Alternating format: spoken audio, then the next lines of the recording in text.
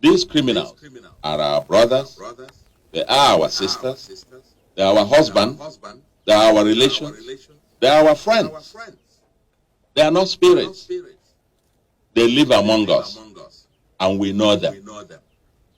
The fact is, and let me say this on record, that I have been here, as I said, this is today, the 33rd month being in office.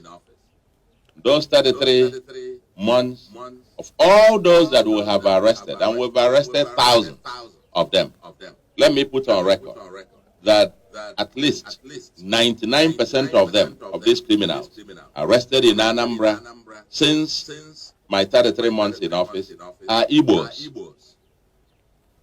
And over 70% of them are not from Anambra State. They are not indigenous of Anambra State. It's very important for us to say this.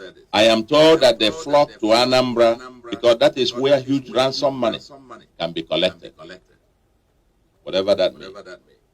We are fighting a different kind of organized armies of criminals, a kind that Anambra has never seen before. This is not criminals who just organize, run away, and so on. It's an army with commanders all over the place. You kill this commander, you kill this team, they get reinforcement. They get posted from even outside of Anambra to go back. Them out of Lille, they run to us. You chase them at Umbos, they run to Iseke. You chase them from Agleze, they run to Oboji. You chase them at Oboji, they go to Werizuka. And so on. They just keep moving. Their commanders keep sending replenishment.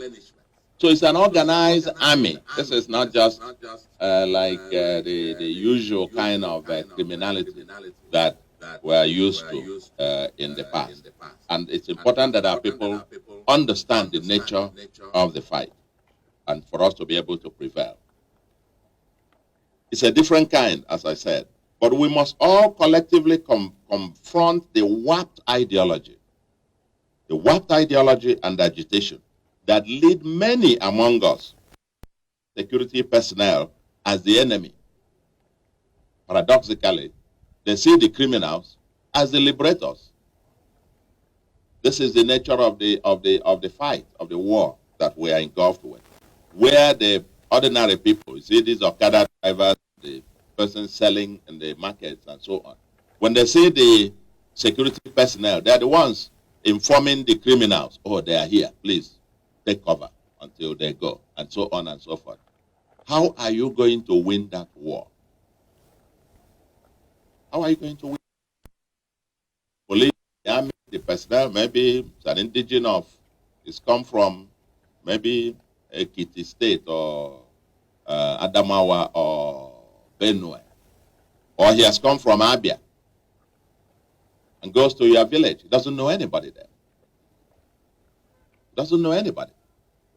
It's only when you show him the criminal that he'll be able to apprehend him. But when you come there and there is this culture of silence, everybody keeps mute. In fact, when they arrive there to come to save you, to secure you, people even see them as the enemy and see these criminals in the bush as the liberators. That's a very complicated kind of fight against insecurity that we are getting. So we must collectively confront this warped ideology and the agitation that actually lead many among us to view security personnel as the enemy and criminals as the liberators. Message we want to carry on and carry to every nook and cranny of our society, because we're not going to fight this thing on a sustainable basis without this particular issue. And those who contribute food and money and send to the house in the bush, and we will begin to treat them as collaborators, as part of the criminal.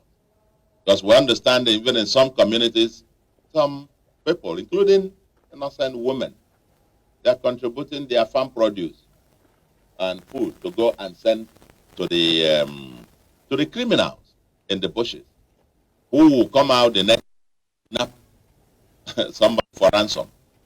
What a paradox. So I call on everyone, the town unions, and I can say the rest of town unions are here, the clergy, because the clergy in this part of the world, and particularly in Anambra, you could say 98% or thereabout are Christians here. The church has a very pivotal role to play in mobilizing the people.